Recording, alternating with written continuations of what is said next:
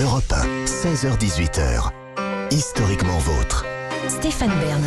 Aujourd'hui, dans Historiquement Vôtre, avec Jean-Luc Lemoyne, David Castel-Lopez et Virginie Giraud, on réunit des personnages qui sont passés à travers les mailles du filet. Après Raoul Villain et Maradona, vous nous racontez, Jean-Luc, Julian Assange, le fondateur de Wikileaks. Oui, Stéphane, aujourd'hui, je vais vous parler d'un homme qui a réussi à publier plus de scoops à lui tout seul que l'ensemble des journalistes du monde entier réunis. Un champion hors catégorie au jeu du « vous ne m'attraperez pas », le presque insaisissable Julian Assange. Il est né le 3 juillet 1971 à Townsville, une ville australienne où, visiblement, on n'avait pas envie de se casser la nénette à trouver un nom de ville original. Townsville.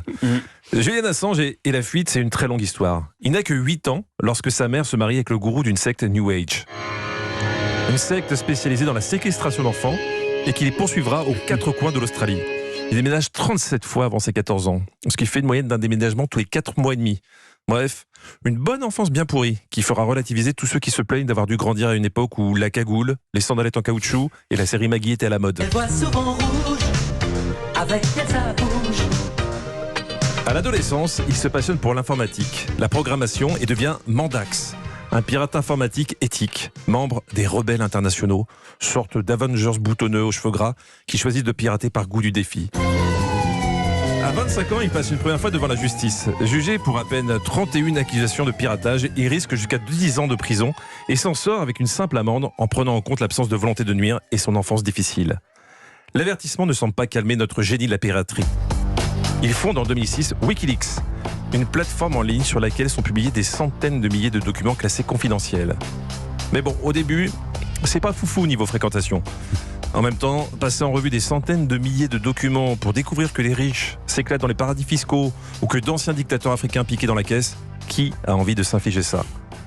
Il parvient quand même à discréditer un candidat véro présidentiel du Kenya, à publier le manuel des opérations courantes de Guantanamo ou la to-do list des responsables de l'église de Scientologie. The Economist lui décerne en 2008 le prix du meilleur nouveau média. En 2009, Wikileaks reçoit le prix Amnesty International dans la catégorie News et Médias. Et je me suis moi-même baladé sur le site Wikileaks. Tel un James Bond, j'ai mis mon plus beau smoking, bien décidé à faire éclater la vérité. Des recherches qui m'ont valu sans doute la surveillance de la CIA qui nous écoute au moment où on se parle et à qui j'envoie de bip poutou poutou. J'ai tapé les 2 mots les plus sulfureux de la langue française dans leur moteur de recherche. Stéphane et Bern. Eh bien, figurez-vous que votre nom apparaît dans 2 documents de Wikileaks, Stéphane. Non, arrêtez. C'est vrai. Alors, rassurez-vous, aucun élément de nature compromettante, aucun mail privé. Mais votre nom apparaît dans des mails rendus publics. Alors d'après vous, à qui était-il adressé ? Je ne sais pas. Réponse A. À un membre du gouvernement syrien dans le cadre des Syria Files. B. À un membre du gouvernement français dans le cadre des Macron Leaks. C. À un membre du groupe Bonnet M dans le cadre des Disco Leaks. 2. Et vous, Virginie, David ? 2, oui, ça me paraît quand même plus logique. Oui, 2 aussi. La réponse était la réponse A. Les Syria Files. Vous apparaissez dans les Syria Files. Je vous promets. Mais qu'est-ce que j'ai fait ? C'est pas joli tout ça. Mais pourquoi ? Rassurez-vous, rien de grave. C'était quoi ? Juste une artiste qui voulait se faire mousser auprès de son ministre en annonçant sa venue dans une de vos émissions. C'était à l'époque de France Inter. Ah, voilà. Voilà. Comme je vous disais, c'est pas ouf en termes de révélation. Non, c'est pas énorme. Mais vous avez eu un petit moment de panique quand Mais même. oui, je me suis dit... non, mais parce qu'on parle avec les Assad de temps en temps. Oui, tu vois. c'est ça. Résultat, en février 2010, avec ce genre d'informations, Wikileaks est au bord de la faillite. C'était sans compter sur un bon coup de pouce de l'armée américaine. Un mois plus tard, Wikileaks publie la vidéo montrant une bavure de l'armée américaine en Irak. Baptisée « Meurtre collatéral », elle montre le massacre de plusieurs civils et de 2 photographes de l'agence Reuters. Des documents très embarrassants pour les Américains et leurs alliés, plutôt habitués à un vocabulaire du type frappe chirurgicale, guerre propre, dommages collatéraux ou « oups, on n'avait pas vu que c'était des enfants, c'était à cause de la moustache ». Dans les mois qui suivent... C'est horrible.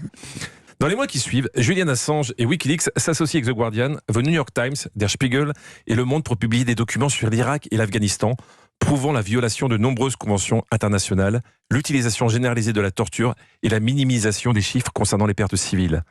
En réponse, au nom de la liberté de lui faire fermer sa gueule, les États-Unis répliquent en le qualifiant de terroriste et de criminel. C'est beau, Moi, toute cette liberté, ça m'émeut.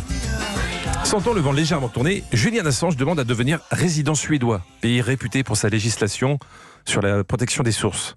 Mais la Suède lui répond on est peut-être progressiste, mais on n'est pas très courageux. Nous, on ne veut pas d'emmerde. Alors qu'il est présent sur le sol britannique, il est visé par un mandat d'arrêt européen pour des accusations d'agression sexuelle en Suède, qu'il qualifie de coup monté. Forcé de porter un bracelet électronique et craignant de se retrouver extradé vers les États-Unis, Julian Assange échappe une nouvelle fois à la justice en trouvant refuge en 2012 à l'ambassade d'Équateur de Londres. Quel bel oxymore. Non, je tiens à dire, j'ai rien contre les Équatoriens qui sont un peu très accueillants, mais juste, j'ai un doute sur le fait qu'un lieu tenu par des hommes qui aiment écouter de la flûte de Pan puisse être qualifié de refuge. C'est pourtant ce qui va se passer. Après une demande d'asile, Julian Assange obtient la nationalité équatorienne et décide de rester cloîtré dans une pièce de l'ambassade aménagée en appartement. Mon héros. Bon, c'est peut-être l'occasion de calmer le jeu, de se faire oublier, vous allez me dire. De se faire une petite camomille, de lancer une saison d'arabesque.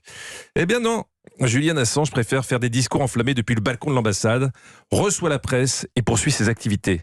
Avec notamment, on en a parlé tout à l'heure, les Macron Leaks, où fuitent les mails des collaborateurs d'Emmanuel Macron. On apprend notamment que... mais aussi que... Ouais, je sais, c'est dingue. Mais on n'a rien entendu. Et tout ça à cause du loto du patrimoine. Oh non. Ne me mêlez pas à tout ça, je vous en prie. Après 7 ans passés dans l'ambassade, Julian Assange finit par perdre la nationalité équatorienne en 2019. Il est arrêté et placé à l'isolement dans une prison de haute sécurité en attendant de statuer sur une possible extradition vers les États-Unis qui lui promettent un procès équitable dont on connaît déjà la peine, jusqu'à 175 ans de prison. Ils sont forts, ces Américains. Le premier qui dit la vérité, il doit être exécuté.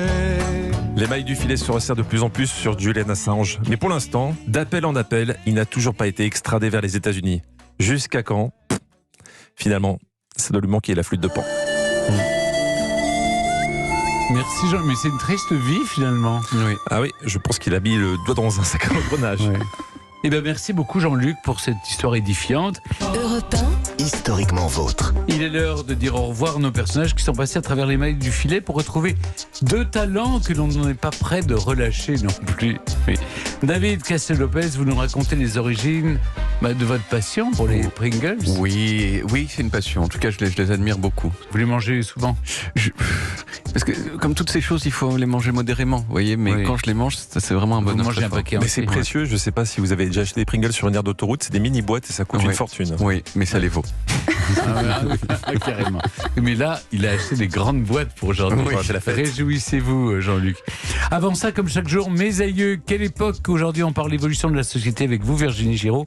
On remonte en 1940 pour découvrir l'histoire d'un diplomate portugais et ses visas qui ont sauvé la vie de 30 000 personnes.